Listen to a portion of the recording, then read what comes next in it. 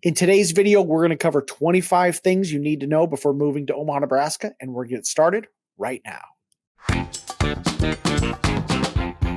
My name is David Matney with Nebraska Realty. I'm a local realtor here in Omaha, Nebraska. Now let's jump into today's topic. Let's start with a little geography. Omaha, Nebraska is located in Douglas County and is the largest city in the state of Nebraska. Omaha is located in the eastern part of the state, and the Omaha metro area has a population of just under 1 million people. Let's talk about navigating the city. Omaha city streets are set up in a grid system and are easy to navigate. Dodge Street divides the city between north and south, and number streets start at the Missouri River and increase as you travel west. The average commute time is 20.5 minutes, and that's 6 minutes faster than the national average. While we're in transportation mode, let's talk about the airport. Eppley Airfield is located just 4 miles from downtown Omaha. Now, just a quick tip. If you're visiting Omaha, many hotels offer a complimentary shuttle service directly to and from their properties to the airport. Eppley Airfield offers nonstop service to 30 major airports, and it's easy to get in and out of Eppley Airfield, and the TSA checkpoint goes pretty quick as well. Let's talk about one of the downsides of living in Omaha, Nebraska, and that's going to be the weather. Omaha has all 4 seasons. It's cold in the winter and hot and humid in the summer. The weather is unpredictable. Omaha averages 212 days of sunshine per year. People will also be surprised at the amount of wind we get in Nebraska. Now, being in the Midwest, we do get thunderstorms in the spring and summer months with flash flooding, strong winds, and hail. Occasionally, these thunderstorms will produce tornadoes. You'll find that most homes in the Omaha area have basements. Besides weather, another drawback to living in Omaha, Nebraska is our high property taxes.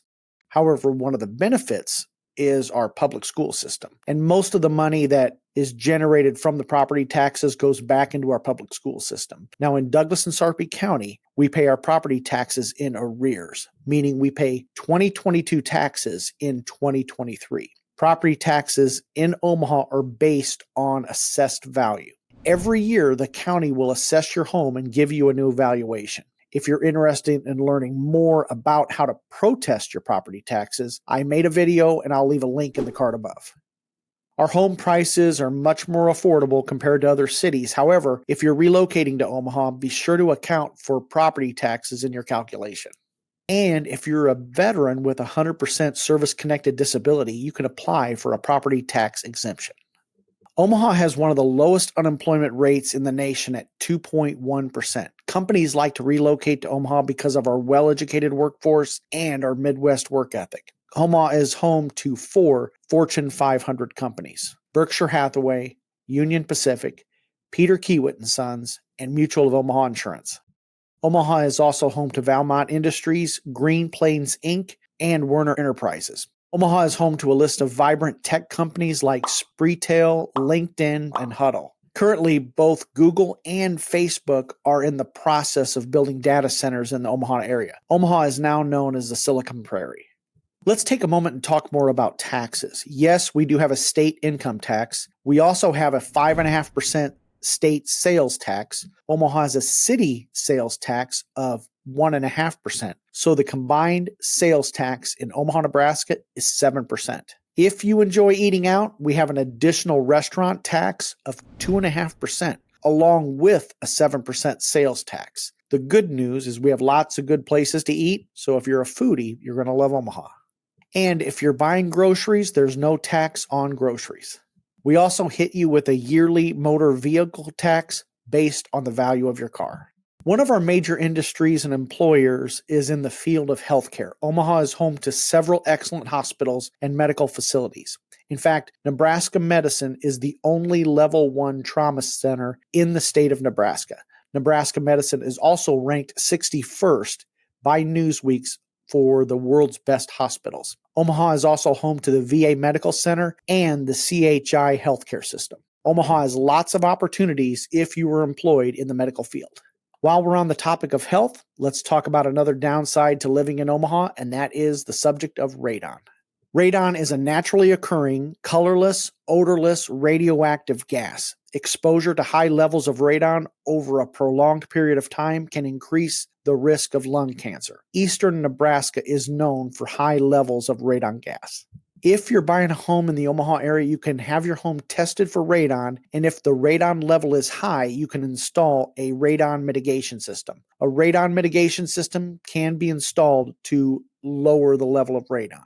Now, the cost of a radon inspection will run you about $200, and the cost of a radon mitigation system will run between $1,000 to $2,000, and it will lower the radon to an acceptable level. Now, above 4.0 picocuries per liter is considered hazardous. That brings up another environmental topic, and that's going to be lead. Back in the day, Omaha was the home to the Asarco lead refinery plant. This lead smelting plant operated for over 125 years along the Omaha riverfront. The plant polluted much of North Omaha, and in 1998, the EPA declared the area the Omaha Lead Superfund site. The cleanup was completed in 2015, but if you do buy a home in this area, there will be an additional disclosure you will need to sign about the Superfund site. Let's shift focus and talk about crime. Now, when people are relocating to a new city, one topic on everyone's mind is the subject of crime.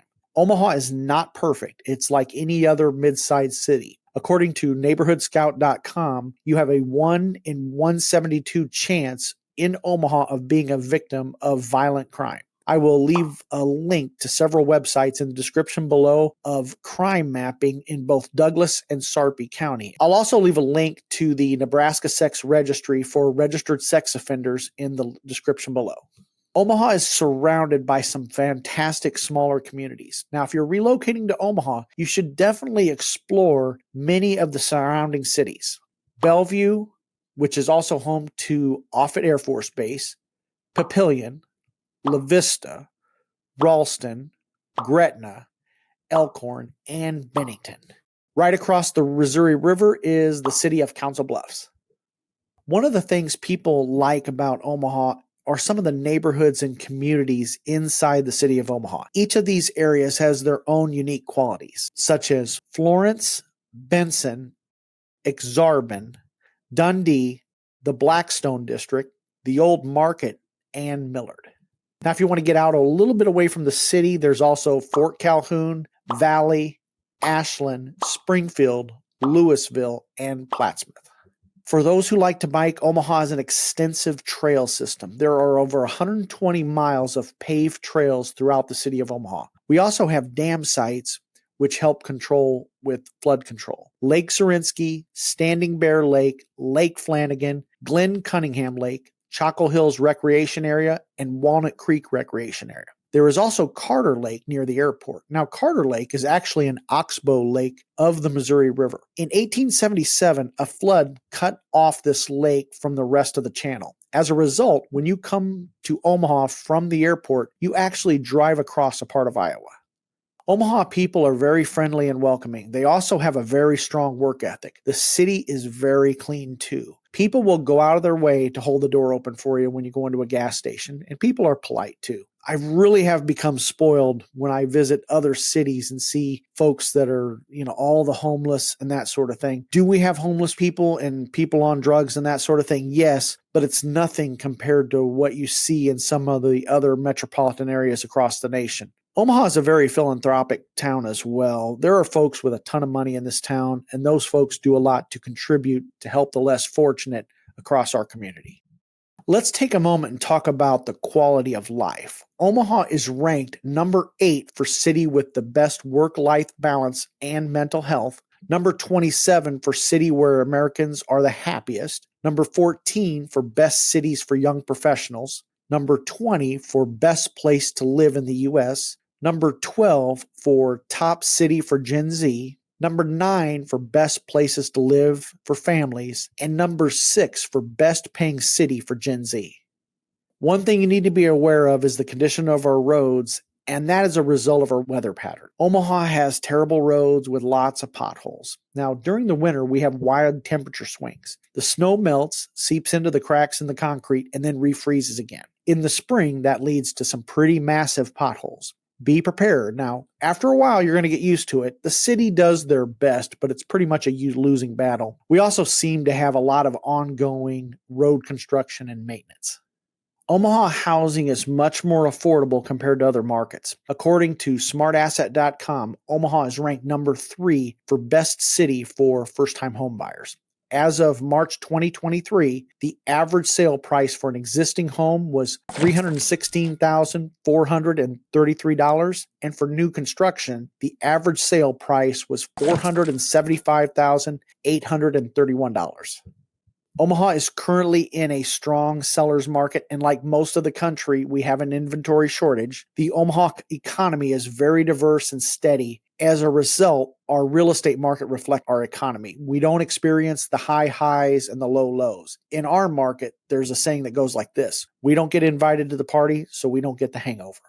For renters, Omaha was ranked number 7 for U.S. cities with the lowest rent. You can take the availability of our jobs and our affordability, and we don't have the homeless population that you see in other metropolitan cities. For example, you can rent a 1-bedroom apartment near Benson for $695 per month. You can also rent a 2-bedroom apartment for $1,256 in Briar Hills.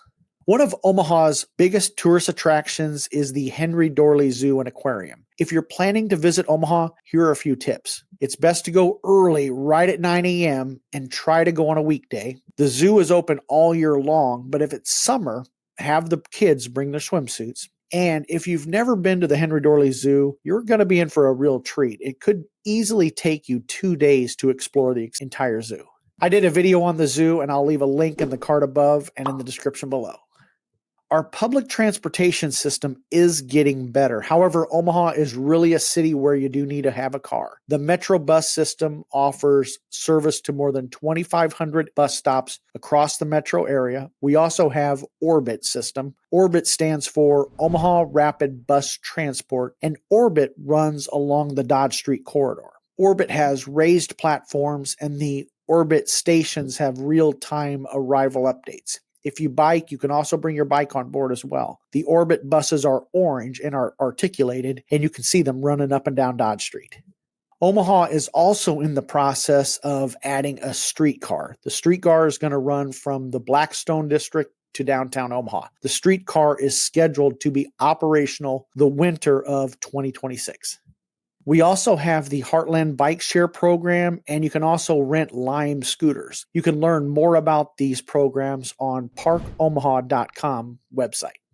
Omaha is known for our high quality of life and as a great place to raise a family. One of the reasons why is because of our quality public education system. If you're relocating to Omaha, you want to research our public school system, and you want to visit the Nebraska Department of Education website, nep.education.ne.gov. This website will allow you to research not only the individual district, but also individual schools. Now, Omaha is a school district-driven town. People make real estate decisions based on the school district, so it's very important to do your research, even if you don't have children.